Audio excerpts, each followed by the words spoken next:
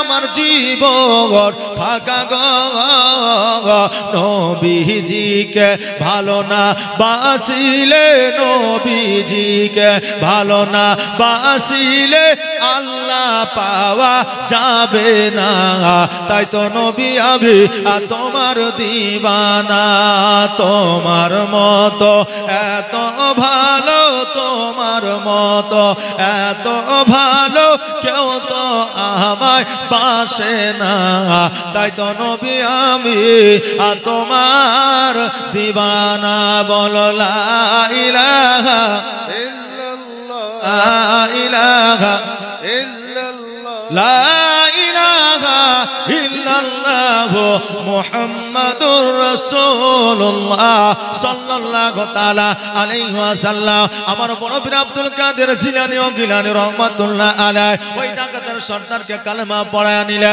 আর কালেমা পড়ায়া নিয়ে মুসলমান বানায়া নিলে আমার বড় পীর আব্দুল কাদের জিলানী ও গিলানী রাহমাতুল্লাহ আলাইহি বাগদাদ শরীফে মাদ্রাসায় প্রবেশ করেছে তিনার শিক্ষক ছিল ওবাইদুল্লাহ ওই ওবাইদুল্লাহ দূর থেকে লক্ষ্য করছে একজন নুরানিময় চেহারা নিয়ে একজন বাচ্চা আমাদের মাদ্রাসায় এসেছে বড় আদর করে বড় যত্ন করে আমার আব্দুল কাদেরকে ডাকা হলো ডাকার পরে বলল বাচ্চা রে তুমি কোথা থেকে এসেছো তোমার বাড়ি কোথায় বলল আমার বাড়ি হলো জিনানী শহরে আমি এই মাদ্রাসায় এসেছি পড়াশোনা করার জন্য এবার শিক্ষক ওবাইদুল্লাহ বলল শোনো গো তোমার নামটা কি বলে আমার নাম হলো আব্দুল কাদের জিলানী ও গিলানী রাহমাতুল্লাহ আলাইহি বলে তুমি কি পড়তে চাও বলে হ্যাঁ বলে দারসে বসে যাও এবার আমার বড় পীর আব্দুল কাদের জিলানী ও গিলানী রাহমাতুল্লাহ আলাইহি দারসে বসে গেলেন এবার বললেন তুমি কি কোনোদিন মাদ্রাসায় গিয়েছো বলে না বলে মক্তবে গিয়েছো বলে না বলে আলেমের কাছে গিয়েছো বলে না বলে কোনো মুরব্বির কাছে গিয়েছো বলে না আলিফ বা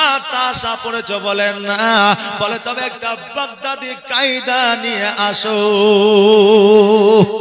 বাগদাদি কায়দা বুঝেন জি বুঝি না হায় হায় আমরা মুসলমান এখন যদি বলতাম যে একটা বর্ণ পরিচয় নিয়ে এসো তো বিদ্যাসাগরের লেখা ওয়া আ ক খালি এসে দিতাম হুজুর এটা আর এখন বাগদাদি কায়দা বলছে তো মনে করছে বুখারী চাইতে বড় নাকি বাগদাদি কায়দা হলো আরবি বর্ণ পরিচয় আলিফ বা তা সা জোরে বলেন সুবহানাল্লাহ বাবাজি ভাইরা আমার মায়েরা আপনার শিক্ষক ওবাইদুল্লাহ রাহমাতুল্লাহ আলাইহি বড় পীর আব্দুল কাদের জিলানী ও গিলানী রাহমাতুল্লাহ আলাইহি কে বলছে বাবা রে বলো আলিফ আমার বড় পীর আব্দুল কাদের জিলানী বলছে বা জোরে বলেন সুবহানাল্লাহ আবার বলছে ও জিলানী বলো তা এবার আমার বড় পীর আব্দুল কাদের জিলানী বলছে সা বলো জিম আমার বড় পীর আব্দুল কাদের জিলানী বলছে হা আমাদের মধ্যে একটা কনফিউজ আছে না নাই হুজুর আমরা তো আগে পড়েছি আলিফ বে তেশে আর এখন পড়েছে আলিফ বা তার সাথে কোনটা ঠিক এইরকম হয়েছে না জি তো কোনটা ঠিক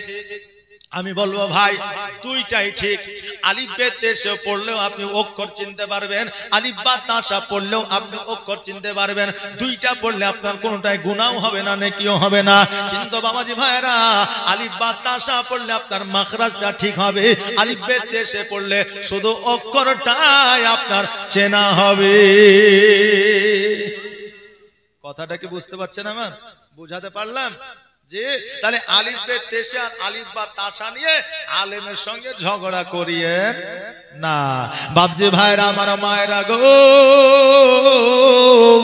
আমার শিক্ষক ওবাইদুল্লাহ রাহমাতুল্লাহ আলাইহি আমার বড় পীর আব্দুল কাদের জিলানীকে যদি বলে আলিফ আমার আব্দুল কাদের জিলানী বলছে বা বলো তা বলছে সা বলো জিম বলছে হা আচ্ছা বলেন এখন ছাত্রকে যদি বলে বলো ওয়া এখন ছাত্র যদি বলে আ বলো হর্ষই তো ছাত্র যদি বলে দীর্ঘই এখন ছাত্রকে যদি বলে এ তো ছাত্র যদি বলে বি এখন ছাত্র যদি শিক্ষক যদি বলে সি তো এবার ছাত্র যদি বলে ডি তা আচ্ছা বলেন শিক্ষক রাখবে না যে তুই কি আমার চাইতে বড় মাস্টার নাকি রে হ্যাঁ যে আমি আ বললে তুই ওয়া বলিস আমি ওয়া বললে তুই আ বলিস কারণটা কি শিক্ষক ওবাইদুল্লাহ রাহমাতুল্লাহ আলাইহি বলতেছে ওই আব্দুল কাদের জিলানী আমি আলিফ বললে তুমি বা বলো আমি বা বললে তুমি তা বলো আমি সা বললে তুমি জিম বলো আমি হা বললে তুমি খা বলো আমার আব্দুল কাদের জিলানী ও গিলানী রাহমাতুল্লাহ আলাইহি বলে হুজুর গো আপনি আলিফ বললে আমার অটোমেটিক বা বেরিয়ে যায়, আপনি তা পড়লে আমার অটোমেটিক সা বেরিয়ে যায়। শিক্ষক ওবায়দুল্লাহ বলছে, ও আব্দুল কাদের জিলানী, তুমি কি তাহলে পড়তে পারবে? বলছে মনে হচ্ছে পড়তে পারবো। বলে তাহলে পড়ে শোনাও। সঙ্গে সঙ্গে আমার বড় পীর আব্দুল কাদের জিলানী ও গিলানী রহমাতুল্লাহ আলাইহি পড়তে আরম্ভ করেছেন। বিসমিল্লাহির রহমানির রহিম, আলহামদুলিল্লাহি রাব্বিল আলামিন, আর রহমানির রহিম, মালিক ইয়াউমিদ্দিন, ইয়াকা না'বুদু ইয়াকা নাস্তাঈন, ইহদিনাস সিরাতাল মুস্তাকিম, সিরাতাল লাযিনা আন'আমতা আলাইহিম গায়রিল মাগদুবি আলাইহিম ওয়ালাদ-দাল্লিন। বিসমিল্লাহির রহমানির রহিম, আলিফ লাম মিম, যালিকাল কিতাবু লা রাইবা ফি। এইভাবে আপনার পড়তে পড়তে 1 পারা 2 পারা 3 পারা 4 পারা 5 পারা 6 পারা 7 পারা 8 পারা 9 পারা 10 পারা 11 12 13 14 15 16 এইভাবে পড়তে পড়তে আমার বড় পীর আব্দুল কাদের জিলানী ও গিলানী রহমাতুল্লাহ আলাইহি পুরো 18 পারা মুখস্থ পড়ে দিয়েছে। জোরে বলেন সুবহানাল্লাহ। 18 পারা পুরো মুখস্থ যখন শোনা দিয়েছে, শিক্ষক ওবায়দুল্লাহ রহমাতুল্লাহ আলাইহি বলতেছে, ও আব্দুল কাদের জিলানী, তুমি জীবনে কোনোদিন মাদ্রাসায় যাও নাই, জীবনে কোনোদিন তুমি মক্তবে যাও নাই, জীবনে কোনোদিন তুমি মুরব্বির কাছে যাও নাই, অতএব 1 থেকে 18 পারা কেমন করে পড়ে শোনা দিলেন। আমার আব্দুল কাদের জিলানী গিলানী রহমাতুল্লাহ আলাইহি বলে, ও হুজুর শোনো গো, আমার মা প্রতিনিয়ত 2 বার করে কোরআন তেলাওয়াত করতো, আর আমি মায়ের গর্ভে 1 মাস নয় 2 মাস নয় 10 মাস নয় 14 মাস পর্যন্ত মায়ের গর্ভে ছিলাম।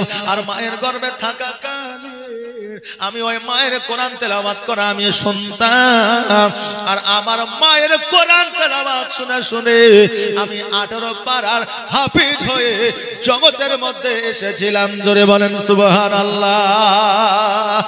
আর আজকে আমাদের মায়ের গর্ভে যখন সন্তান থাকে তখন ঢিঙ্কা চিকা, বুঝলেন না, মানে সিরিয়াল আর গান ছাড়া তাদের সময় পার হয় না।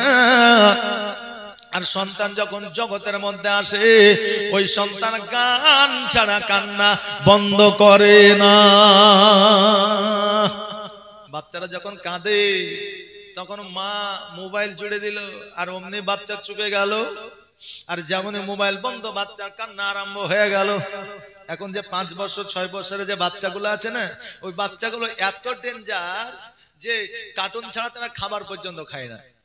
যে কার্টুন দেখবে আর খাবার খাবে। এখন মা ভাত মেখে লিয়ে রেডি হয়েছে, বেটা খেয়ে নাও, তো চোখ আছে মোবাইলের দিকে, মুখ দিয়েছে মাকে যে এবার যত খাবার দিবা দিয়ে দাও। কথাকে বুঝতে পারলেন না? এই যে আমরা কার্টুনের ভক্ত, এটা কার জন্য? এটা একমাত্র আমরা পিতা মাতা আমাদের জন্য। জোরে বলেন নাউজুবিল্লাহ। বাবা যে ভাইরা, আমার মায়েরা, সন্তানকে এমন করে গড়ে তুলুন যাতে আপনারও নাম হয়, বংশেরও নাম হয়, পাড়া প্রতিবেশীর নাম হয়। আর ওই পাড়া প্রতিবেশীর যদি নাম হয় ওই বাচ্চার কারণে, ওই বাচ্চা কিয়ামতের দিন জান্নাতে যাবে এবং তার বংশ পরম্পরা গ্রামবাসীকে নিয়ে পর্যন্ত জান্নাতে যাবে। জোরে বলেন সুবহানাল্লাহ। আর যদি আমাদের মতো হয়, কোরআনও জানে না, নামাজও জানে না, রোজাও জানে না, তো একদিন বেইজ্জতি হইতে হয়, হয় না? হয় না? এক যুবকের নতুন বিয়ে হয়েছে, শ্বশুর বাড়ি গেছে। এবার শ্বশুর বাড়ি যাওয়ার পরে শাশুড়ি মা বলছে, বেটা নামাজটা পড়ে আসো কেন, আজকে জুম্মার দিন। তো বলছে, মা জীবনও তো নামাজ পড়িনি, নামাজ কেমন করে পড়ে তাও জানি না। এরকম বান্দা আছে না নাই? জোহরের নামাজ কাকে বলে, আসরের নামাজ কাকে বলে এখনো আছে, মুসল্লি জানে না, অতএব 2 দিন পরে মারা যাবে। বয়স হয়ে গেছে, জানে না, মসজিদে যায় না। বাপজি ভাইরা, তো এবার শাশুড়ি বলছে, বেটা নামাজ পড়া আবার জানতে হয় নাকি, মসজিদে যাবা, মানুষের দেখে দেখে পড়ে লিবা, যেমন করে পড়ছে অমনি করে পড়ে লিবা। এবার বলছে, তাই নাকি? বলে হ্যাঁ। তো ঠিক আছে, শ্বশুরের একটা লুঙ্গি দেন। এবার জামাইকে কি পুরনো লুঙ্গি দেওয়া যাবে?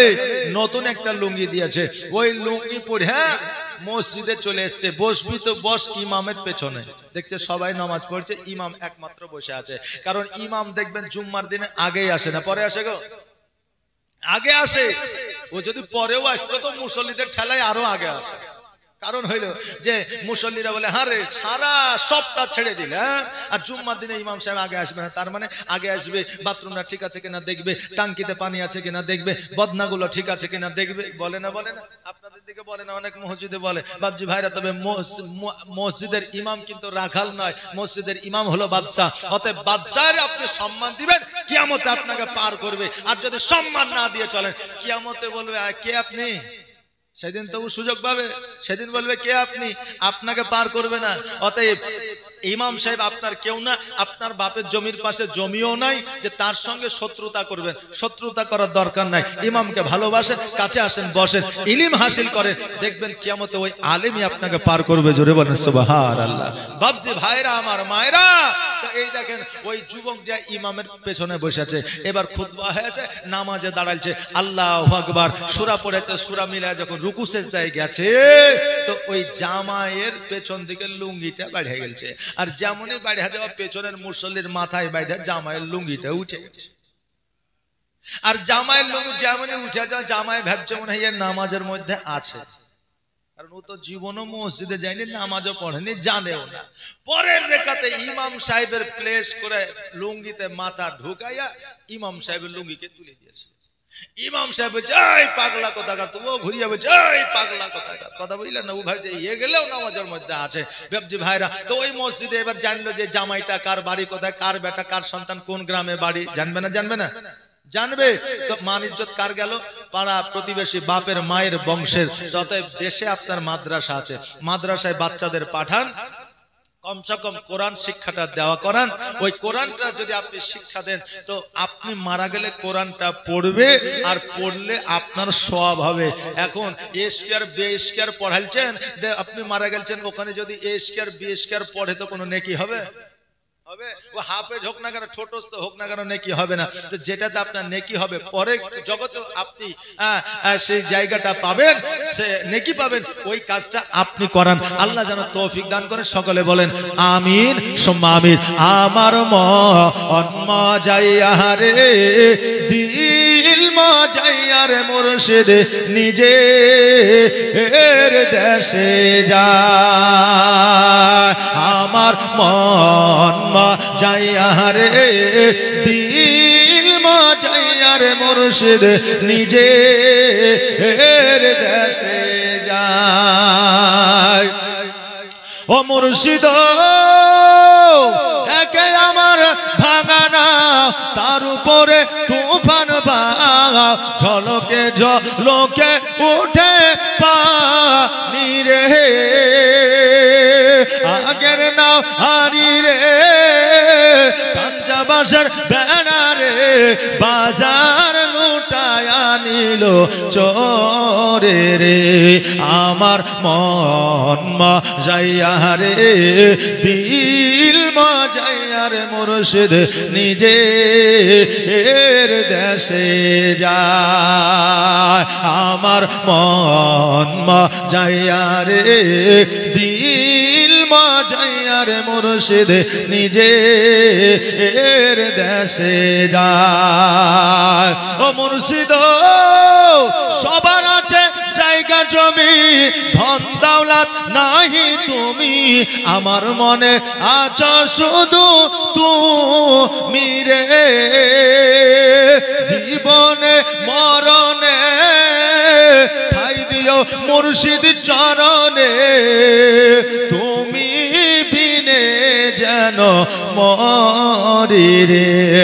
আমার মন মজাইয়া রে, দিল মজাইয়া রে, মুর্শিদ নিজে এর দেশে যায়। আমার মন মজাইয়া রে, দিল মজাইয়া রে, মুর্শিদ নিজে এর দেশে যায়। আল্লাহুম্মা সাল্লি আলা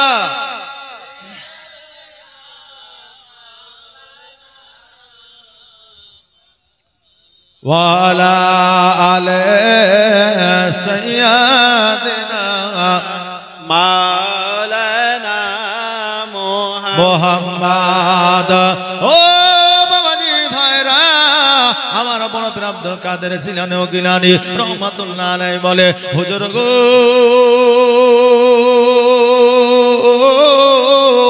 আমি যখন মায়ের গর্ভে ছিলাম আমি মায়ের গর্ভে থাকিয়া 1 পারা নয় 2 পারা নয় 3 পারা নয় 4 পারা নয় 5 পারা নয় 10 পারা নয় পুরো 18 পারা মুখস্থ করে জমিনের মধ্যে এসেছিলাম জোরে বলেন সুবহানাল্লাহ ওই বড় পীর আব্দুল কাদের জিলানী ও গিলানী রহমাতুল্লাহ আলাইহিকে শিক্ষক ওবাইদুল্লাহ রহমাতুল্লাহ আলাইহি বড় ভালোবাসা দিয়া মাথায় যেন হাত বুলায় দিলেন আর মাদ্রাসায় যেন অ্যাডমিশন নিয়ে নিলেন মাদ্রাসায় যেন ভর্তি নিয়ে নিলে ওই 16টা দিনারা আমার বড় পীর আব্দুল কাদের জিলানী ও গিলানী রহমাতুল্লাহ আলাইহি যেন সকলকে খাওয়ায়া যেন শেষ করে দিলে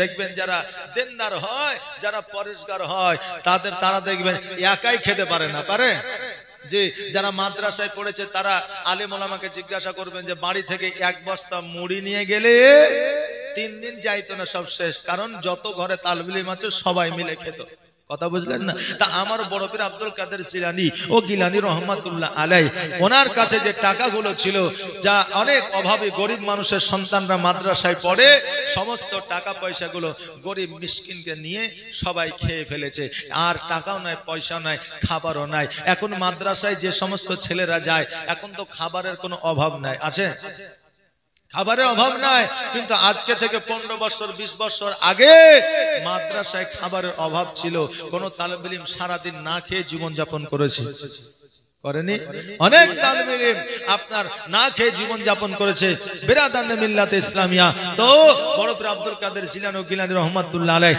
একদিন নয় 2 দিন নয় 5 দিন নয় 7 দিন পর্যন্ত অনাহারে রয়েছে বিরাদানে মিল্লাতে ইসলামিয়া ক্ষুধার্ত অবস্থা এত ক্ষুধা লেগেছে আমার বড় পীর আব্দুল কাদের জিলানী ও গিলানী রহমাতুল্লাহ আলাইহি যেন চলতে পারে না ক্ষুধার জ্বালা বড় জ্বালা ক্ষুধা নিয়ে যেন চলতে পারে না চলাফেরা যেন করতে পারে না বিরাদার আমার বড় পীর আব্দুল কাদের জিলানী ও গিলানী রহমাতুল্লাহ আলাইহি চিন্তা করে আল্লাহ গো আমি এখন কি খাবো কি খাইয়া জীবন যাপন করব ক্ষুধার জ্বালা সহ্য করতে না পারিয়া আমার বড় পীর আব্দুল কাদের জিলানী ও গিলানী রহমাতুল্লাহ আলাইহি মাদ্রাসা থেকে যেন পাহাড়ের দিকে গেছে আর পাহাড়ের দিকে যাইয়া গাছের লতা পাতা গুলো ছিড়িয়া আমার বড় পীর আব্দুল কাদের জিলানী খোদার জ্বালায় যেন আপনার খেয়েছে জোরে বলেন সুবহানাল্লাহ শিক্ষক ওবাইদুল্লাহ রহমাতুল্লাহ আলাইহি যেন আপনার বড় পীর আব্দুল কাদের জিলানী ও গিলানী রহমাতুল্লাহ আলাইহিকে যেন আপনার খোঁজাখুঁজি করতে আরম্ভ করেছে আমার বড় পীর আব্দুল কাদের জিলানীকে যেন খুঁজে পায় না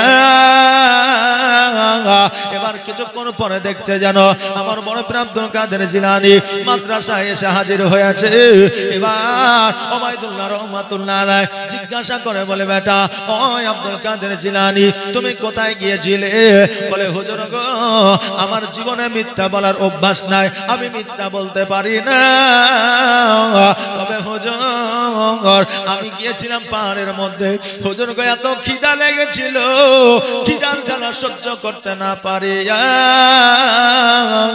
আজকে হুজুর গাছের লতা পাতা ছিঁড়ে খাইতে গিয়েছিলাম ওবাইদুল্লাহ 2 চোখের পানি ছেড়ে দিয়ে বলে ও আব্দুল কাদের জিলানী তুমি কেন আমাকে বলনি আমার বাড়িতে যা খাবার ছিল তাই তোমাকে খাওয়াইতাম আব্দুল কাদের জিলানী বলে হুজুর গো শুধু আমি একা ক্ষুধার্ত নয় এই জায়গায় যত সন্তান আছে যত পড়ুয়া আছে যত তলবে ইলম আছে প্রত্যেকেই ক্ষুধার্ত অনাহারে আমার আব্দুল কাদের জিলানী যখন এই কথা বললেন আপনার শিক্ষক ওবাইদুল্লাহ রহমাতুল্লাহ আলাইহি বললেন ওই আব্দুল কাদের জিলানী সবাইকে খেতে দেওয়া তা আমার দ্বারা সম্ভব নয় তবে তোমাকে একাই কিছু খেতে দিতে পারি আজকে এশার নামাজের পরে তুমি আমার বাড়িতে চলে আসবে আর আমার বাড়িতে আসার পরে তুমি কিছু খাবার খেয়ে যাবে আমার বড় পীর আব্দুল কাদের জিলানী ও গিলানী রহমাতুল্লাহ আলাইহি বললেন ঠিক আছে আপনার দাওয়াত আমি কবুল করলাম গ্রহণ করলাম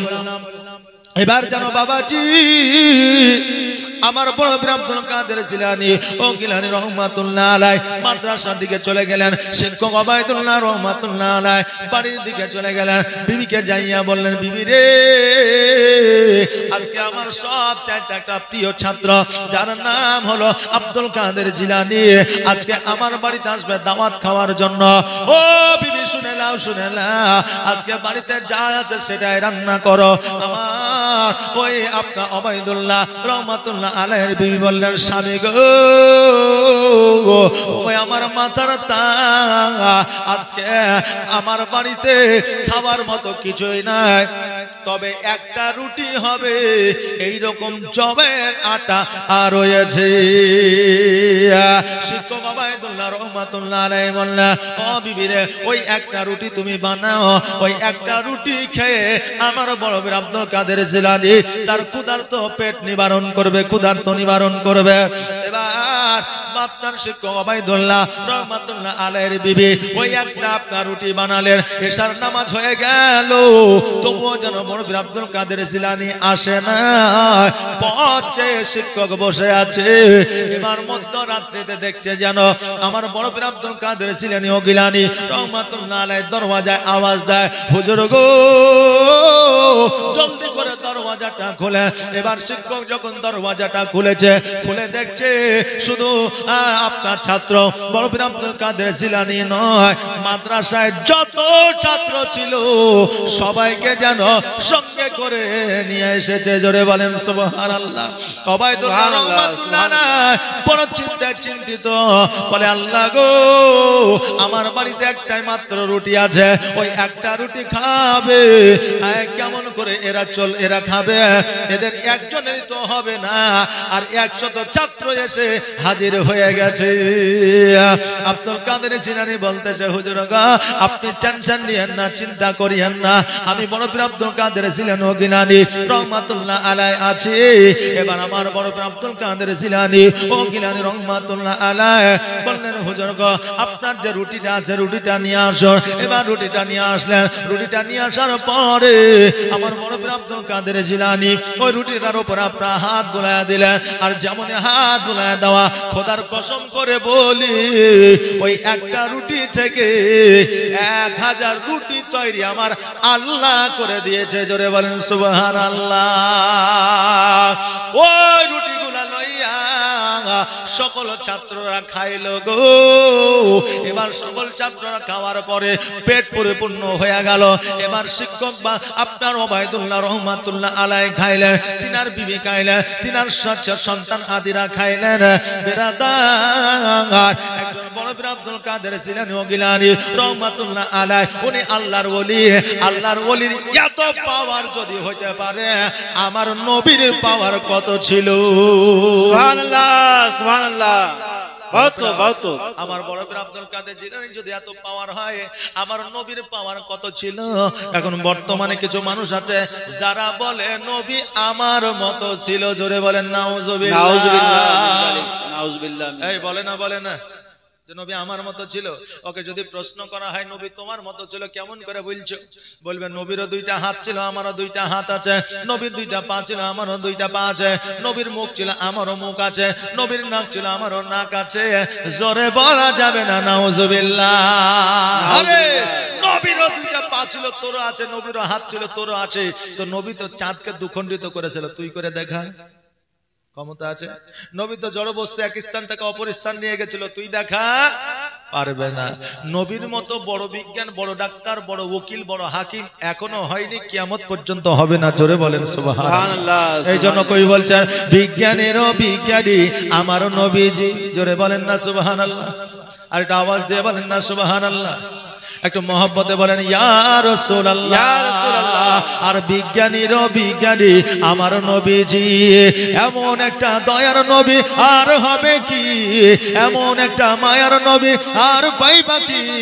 বিজ্ঞানীদের বিজ্ঞানী আমার নবীজি। বিজ্ঞানীরা রথের যুগে আকাশেতে যায়, আমার নবী রকেট ছাড়া মেরা যেতে যায়। জোরে বলেন সুবহানাল্লাহ, সুবহানাল্লাহ, সুবহানাল্লাহ। কিছুদিন আগে রাকেশ শর্মা নামে একজন চাঁদের দেশে গিয়েছিল, যায়নি?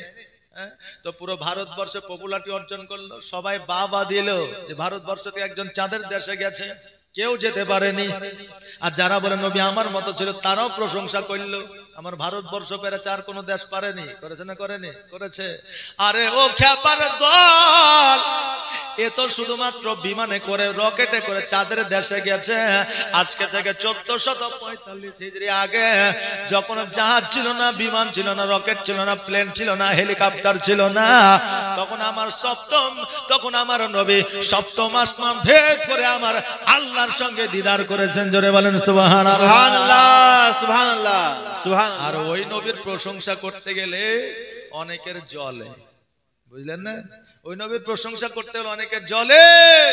এই ওয়াহাবি দলেরা তোমরা শুনে নাও, আমরা নবীকে মহব্বত করে নবীর সঙ্গে আমরা যাব জান্নাতে, কারণ নবী আমাদের শাফাত লাভ করবে।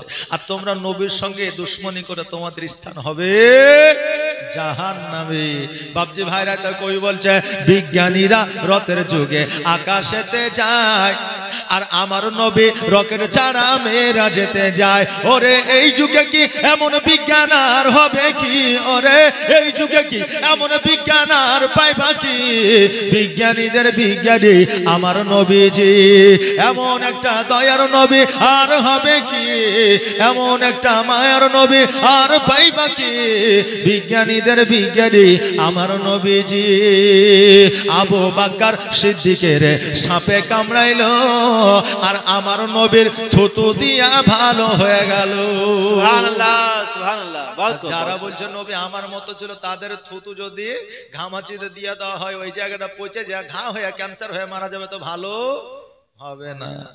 এখন সাপে কাটা রোগীকে ডাক্তারখানা নিয়ে গেলে আগে 10টা ইনজেকশন দেয়, তারপরে রক্ত পরীক্ষা করে, তারপরে বলে যে এই রোগীটা বাঁচবে না মরবে, নাকি বলে? এই রোগীটা বাঁচবে না মরবে, তারপরে বলে। আর আমার